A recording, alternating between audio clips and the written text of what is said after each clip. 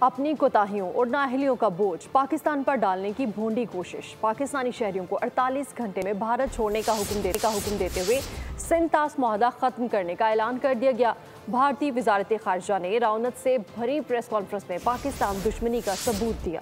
چوری اوپر سے سینہ سوری، اپنی غلطیوں اور ناکامیوں کا بوجھ دوسرے کے سر ڈالنا کوئی بھارت سے سیکھے۔ گھبرائے ترجمان بھارتی وزارت خارجہ نے پریس کانفرنس کی اور پہلگام واقعے کا سارا الزام پاکستان پر ڈال دیا۔ پاکستانی شہریوں کو 48 گھنٹے میں ملک چھوڑنے کا حکم دیا۔ سندھ طاس معاہدہ معطل، اٹاری اور واگا بارڈر کو بند کرنے کا اعلان کر دیا۔ بھارت نے اسلام آباد سے اپنے تمام دفاعی اتاشی واپس بلانے کا بھی اعلان کر دیا۔ پہلگام فالس فلیگ کے پیچھے بھارتی محرکات کھل کر سامنے آ گئے۔ ذرائع کے مطابق بھارت کی آبی جہریت کھل کر سامنے آ گئی۔ بھارت کسی بھی طرح قانونی طور پر اس معاہدے کو یک طرفہ ختم نہیں کر سکتا۔ بھارت نے اپنا غیر ذمہ دارانہ اور مذموم چہرہ دنیا کو دکھا دیا۔ بھارت کی مذموم حرکت 1960 کے سندھ طاس معاہدے کی کھلا خلاف ورزی ہے۔ شک 12 کے تحت معاہدہ تب تک ختم نہیں ہو سکتا جب تک دونوں ملک تحریری طور پر متفق نہ ہو۔ بھارت نے بغیر ثبوت تحقیق کے پہلگام حملے کا الزام پاکستان پر لگاتے ہوئے انتہائی قدم اٹھایا۔